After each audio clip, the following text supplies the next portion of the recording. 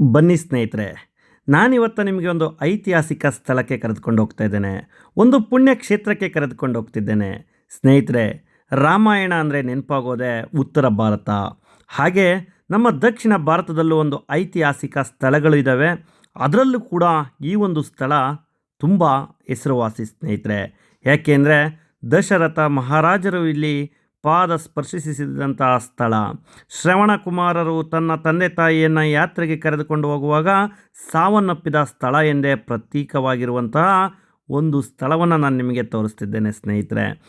ಈ ಒಂದು ಐತಿಹಾಸಿಕ ಸ್ಥಳ ಇರೋದು ಕೋಟೆನಾಡು ಚಿತ್ರದುರ್ಗ ಜಿಲ್ಲೆಯ ಹೊಸದುರ್ಗದ ಸಮೀಪ ಸ್ನೇಹಿತರೆ, ಈ ಒಂದು ಸ್ಥಳವನ್ನು ನೀವು ನೋಡಿಲ್ಲ ಅಂದರೆ ಖಂಡಿತವಾಗ್ಲೂ ನೋಡ್ಬೋದು. ನೋಡಿ, ಇದು ಶ್ರೀ ದಶರಥ ರಾಮೇಶ್ವರ ಸ್ವಾಮಿ ಪುಣ್ಯಕ್ಷೇತ್ರ. ಈ ಕ್ಷೇತ್ರದ ಹಿನ್ನೆಲೆ ಏನು ಎಲ್ಲವನ್ನು ನಾನು ಈ ವಿಡಿಯೋದಲ್ಲಿ ತಿಳಿಸ್ಕೊಡ್ತೇನೆ. ತಪ್ಪದೇ ಈ ಚಾನಲ್ನ ಸಬ್ಸ್ಕ್ರೈಬ್ ಮಾಡ್ಕೊಳ್ಳಿ. ಸ್ನೇಹಿತರೆ, ನಾನಿವತ್ತು ಒಂದು ಪುಣ್ಯಕ್ಷೇತ್ರ ದಶರಥ ರಾಮೇಶ್ವರದಲ್ಲಿದ್ದೀನಿ. ಇದು ನಮ್ಮ ಕೋಟೆನಾಡು ಚಿತ್ರದುರ್ಗ ಜಿಲ್ಲೆಯಲ್ಲಿ ಒಂದು ದೊಡ್ಡೋಜ್ರ ಅಂತ ಕರೀತಾರೆ. ಸೊ ಇಲ್ಲಿಗೆ ಪ್ರತಿನಿತ್ಯ ಸಾವಿರಾರು ಜನರು ಹರಿದು ಬರ್ತಾರೆ, ಭಕ್ತರು ಬರ್ತಾರೆ. ಇಲ್ಲಿ ಮದುವೆ ಕಾರ್ಯಕ್ರಮಗಳು ನಡೀತವೆ, ಮಕ್ಕಳಾಗದವರು ಕೂಡ ಇಲ್ಲಿ ಬರ್ತಾರೆ. ಇಲ್ಲಿ ಒಂದು ಗಂಗೆ ಹರಿತಾ ಇರ್ತಾರೆ. ಈ ಗಂಗೆಯಲ್ಲಿ ಸ್ನಾನವನ್ನು ಮಾಡಿದರೆ ಪಾಪ ಪಾವನವಾಗುತ್ತದೆ, ನಮ್ಮ ಪಾಪಗಳೆಲ್ಲ ಕಳೀತವೆ, ಹಾಗೂ ಮಕ್ಕಳಿದ್ದವರಿಗೆ ಮಕ್ಕಳು ಕೂಡ ಕರುಣಿಸ್ತಾರೆ. ಹೀಗೆ ಸುಮಾರು ಒಂದು ಹೆಸರುವಾಸಿಯಾಗಿರುವಂತಹ ಐತಿಹಾಸಿಕ ಸ್ಥಳ ಇದು.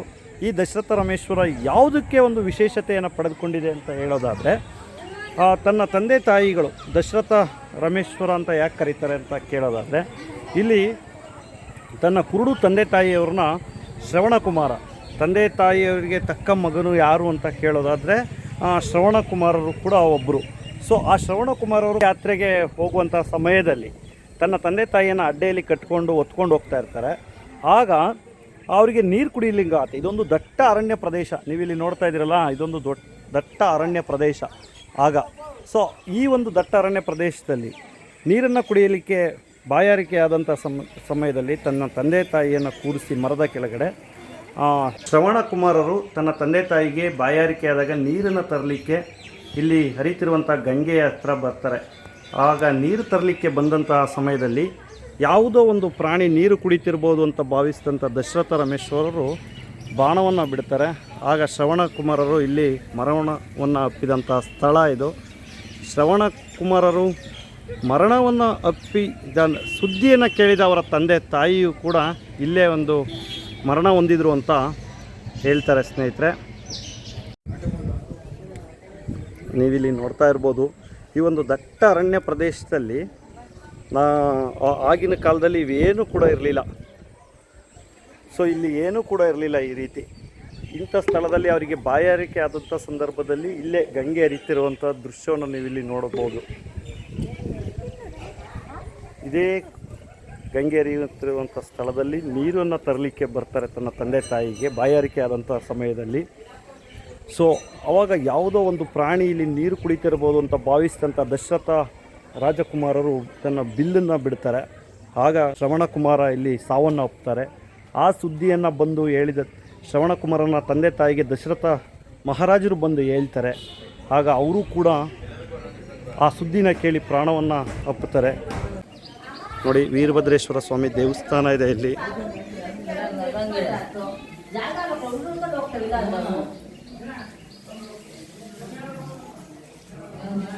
ಇದು ವೀರಭದ್ರೇಶ್ವರ ಸ್ವಾಮಿ ಸನ್ನಿಧಾನ.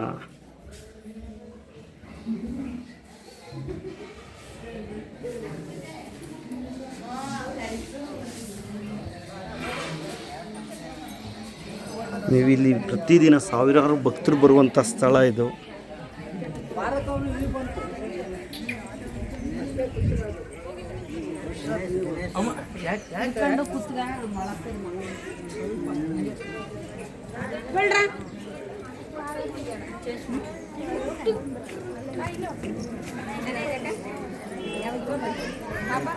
ಇಲ್ಲಿ ಗಂಗಮ್ಮನ ಪೂಜೆಯನ್ನು ಮಾಡ್ತಾ ಇರುವಂಥ ಸ್ಥಳ.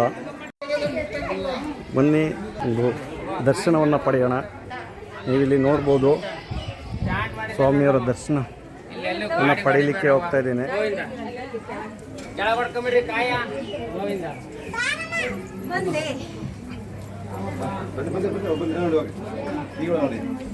ನಮಸ್ಕಾರ ಮಾಡಬೇಕು ಬರಗಾಲಿಗೆ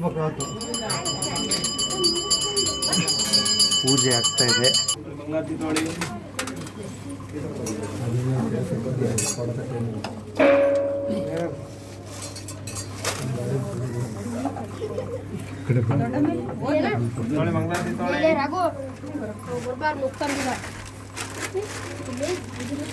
ನಾನು ಈಗ ಈ ಗುಹೆಯ ಒಳಗಡೆ ಇದ್ದೇನೆ. ಇಲ್ಲೇ ಈಶ್ವರ ಲಿಂಗ ಇರುವಂಥದ್ದು. ಈ ಒಂದು ಈಶ್ವರ ಲಿಂಗನ ಒಂದು ದರ್ಶನವನ್ನು ಮಾಡಲಿಕ್ಕೇ ಪ್ರತಿನಿತ್ಯ ಸಾವಿರಾರು ಭಕ್ತರು ಬರ್ತಾ ಇರ್ತಾರೆ. ನೋಡಿ, ನೂರಾರು ವರ್ಷಗಳ ಹಳೆಯದಾದ ಕಲ್ಲುಗಳು ಇಲ್ಲಿ ಈ ಗುಹೆ ಇರುವಂಥದ್ದನ್ನು ನೋಡ್ಬೋದು ನೀವು. ಇದೆಲ್ಲ ಕಲ್ಲಿನಿಂದಲೇ ಇರುವಂಥದ್ದು. ಈ ಕಲ್ಲನ್ನು ನೋಡ್ತಾ ಇದ್ದೀರಾ, ಸುಮಾರು ವರ್ಷಗಳ ಹಳೆಯದಾದ ಕಲ್ಲುಗಳು. ನಾನು ಕೂಡ ಸ್ಪರ್ಶಿಸ್ತಾ ಇದ್ದೇನೆ, ಕಲ್ಲನ್ನು ಮುಟ್ತಾ ಇದ್ದೇನೆ. ಇದನ್ನು ನೋಡಿದ್ರೇ ತುಂಬ ಆಶ್ಚರ್ಯವಾಗುತ್ತೆ. ಸೊ ಅಂಥ ಒಂದು ಗುಹೆಯ ಒಳಗಡೆ ದೇವರು ಇರುವಂಥದ್ದು. ಇಲ್ಲಿ ಇವಾಗ ಲೈಟಿನ ಒಂದು ವ್ಯವಸ್ಥೆ ಎಲ್ಲವನ್ನು ಕೂಡ ಮಾಡಿದ್ದಾರೆ. ಬಟ್ ಹಿಂದೆ ಈ ರೀತಿ ಇರಲಿಲ್ಲ ಸ್ನೇಹಿತರೆ. ಸುಮಾರು ವರ್ಷಗಳ ಹಳೆಯದಾದಂತಹ ಒಂದು ಈಶ್ವರ ಲಿಂಗ ಇದು. ನೋಡಿ, ರಾಮಾಯಣ ಮಹಾಭಾರತ ಅಂತ ಅಂದರೆ ಉತ್ತರ ಭಾರತದಲ್ಲೇ ಉಲ್ಲೇಖ ಜಾಸ್ತಿ ಮಾಡಲಾಗಿದೆ.